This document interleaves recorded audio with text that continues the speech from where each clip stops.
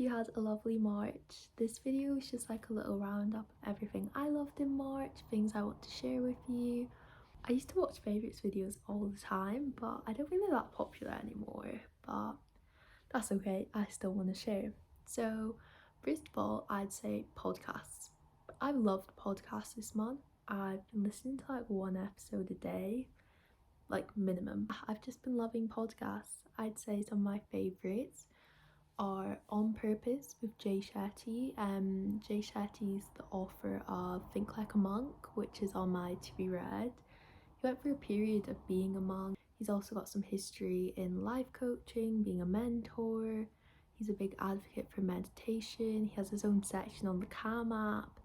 He's a very wise man, and his episodes are 50-50, him speaking about a specific topic and him a guest speaker. He's got some incredible people on his podcast I've listened to a lot. But yeah, I'd say my favourite episode that I've ever listened to, which I think I did listen to in March, was the 7 people you need in your life, or like 7 best people to have in your life, something along those lines. And as you know, I feel like all of his episodes leave me feeling so much better in myself and my life, and I listened to that and like recognized the people that I do have in my life that I should be grateful for, and yeah, it made me feel warm inside. it was a good episode, so I would definitely listen to that. He also does ones on like productivity, self-care, relationships, love, work. It's a good mixture. Then on the other end of the spectrum is The Girls Bathroom by Sophia and Chinzia, which is less educational, more entertaining. It's hilarious. It's so funny. So the concept is people send in their dilemmas and Sophia and Chinzia give their advice, their opinions, and it's just always hilarious. I was listening to it in the gym the other day and I laughed out loud, which was slightly embarrassing, but it's worth it because like who doesn't want to laugh? Who doesn't want to be that happy?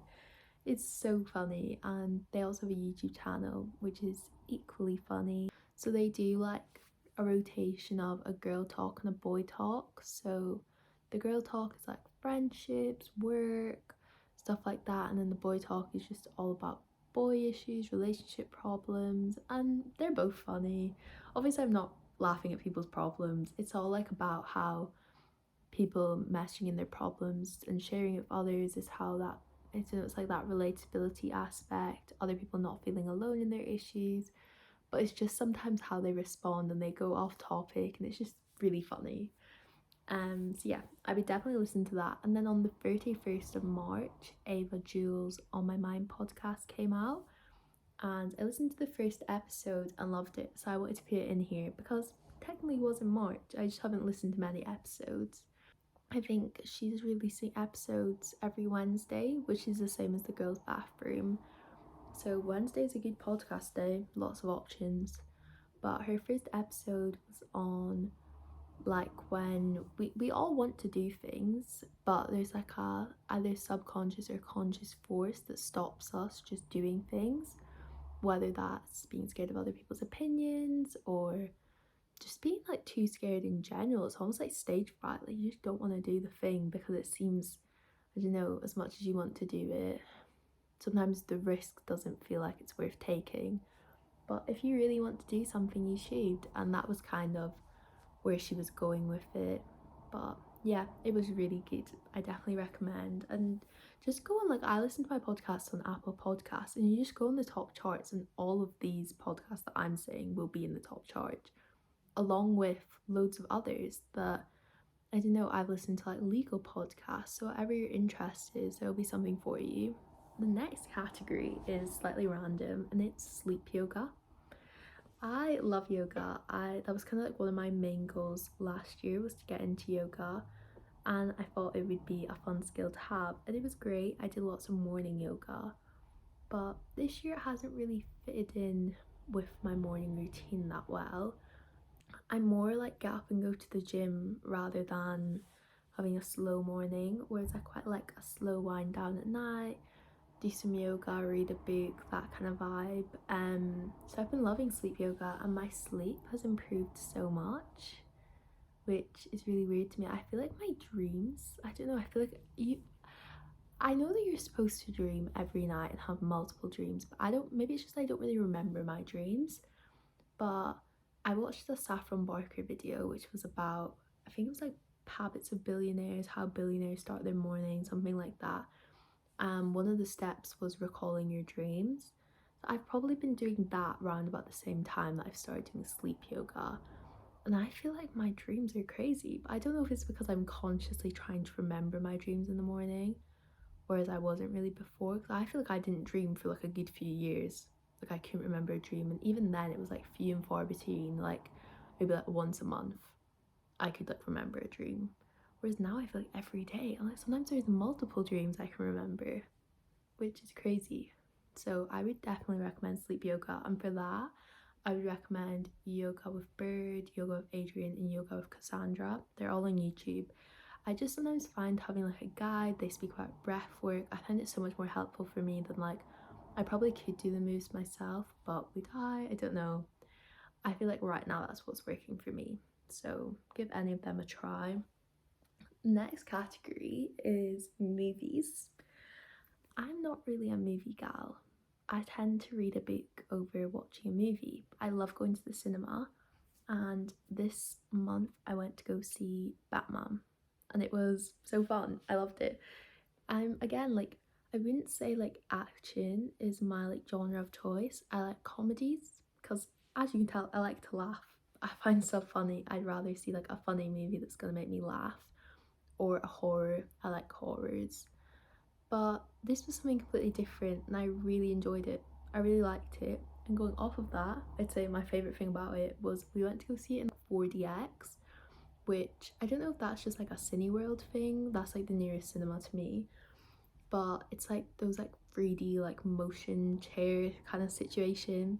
It was really fun. I've never done that before, and it reminded me of like if you go to a theme park and there's like a simulator ride where like the seats are moving, there's like stuff going in your face. It was a fun experience. And I feel like it actually kept me engaged. Batman's quite a long movie, and quite a few people told me I was going to be bored. Like it was almost like too long. I didn't even realize like the time flew.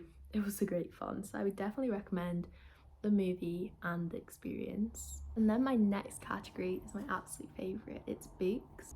I didn't really read that much this month. I read Little Women, which I quite liked, but I'd say my favorite book was The Guest List by Lucy Foley. It was amazing, 5 stars. I loved it.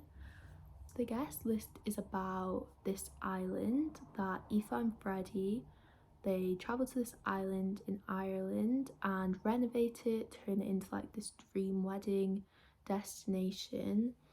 And the island has like a bit of a stigma attached to it, that it's haunted, that it's got like dead bodies in the earth. I think it just seems quite spooky to people, but they turn into this beautiful place, and then they seek out this couple.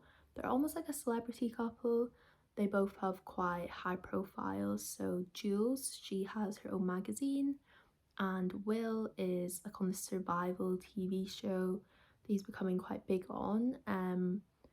And they get married there with their guest list. So they have their closest family and friends for the night before the wedding, and then the day of, more people come and it turns into this huge wedding.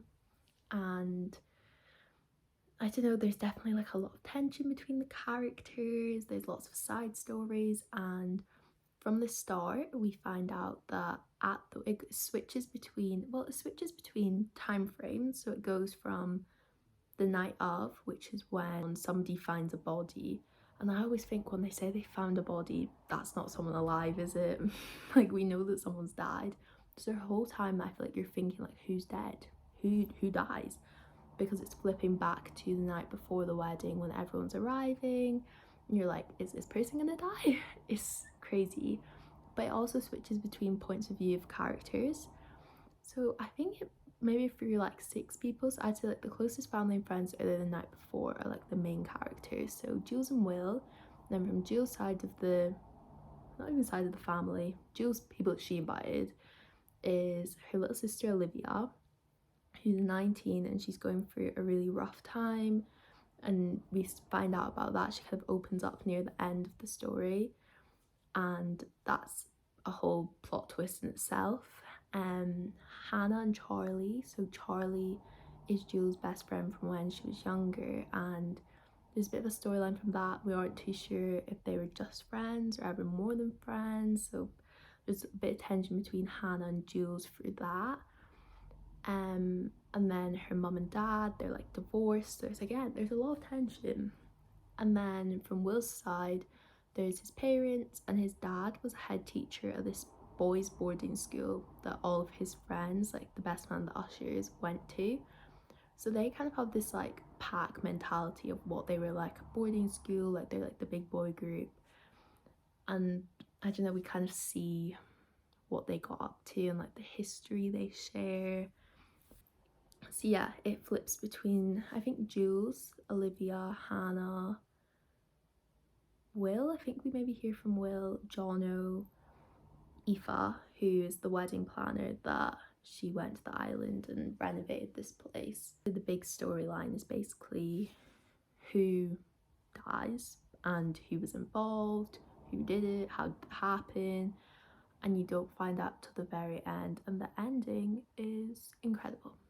From the start, I never would have thought it, like I never would have guessed. So it's just a great book. I really liked it, and I'm really excited to read her next book, which is The Paris Apartment. I just ordered that, so hopefully it's just as good. Yes, my next category is YouTubers, and like YouTube in general, what I've been watching, who I've been watching. So I've like classic YouTubers I always go back to, like Ava Jules, Fion Cinzia, Lydia Baylis Sulo, Jack Edwards, Steph Borer. They're all quite big, but I've been trying to find like smaller YouTubers, people that I haven't really watched before or heard of. And I found Sydney Sidwell. I really hope I'm saying her name right. I could have got that completely wrong. She's a big YouTuber and I really like her. Moya Mahwini, I don't know if I'm saying that right.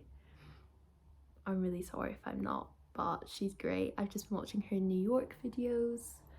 She's really fun. I like her. Michaela Blackbeard. Her Paris vlog just appeared on my recommended. I'm going to Paris this month, so I'm not sure if the algorithm just knew. And then I found that she lives in Amsterdam, and she's got like an Amsterdam diary series, which is really good. I really like her. Who else have I found? Natalie Zakek. She lives in Florida. Her life looks amazing. I followed her on Instagram for a wee while and I really like her. And Tati Kapaya, she studies in London, but she does loads of travel vlogs. I think the last travel vlog I watched from her was maybe Budapest. I could be completely wrong. I think she did a Berlin vlog. It was like a solo trip. She does lots of travel vlogs and I find them really interesting. So I would give them all a watch if you want to. I don't think I have any other categories. I think that's it. Maybe like my memories, my favorite memories of March. I had my last dance classes, my dancing, like my last dance show. My brother was home. My brother like studies abroad in America, so I don't see him that often, but he was home for a bit in March. What else happened in March that I could be grateful for? I've had lots of nice study days with my friends. Even though I've had exams, I feel like I've got like a nice group that I go to the library with now. It's been good vibes. So yeah, happy April. I hope it's another good month. I hope everyone is good and happy, and thank you for watching.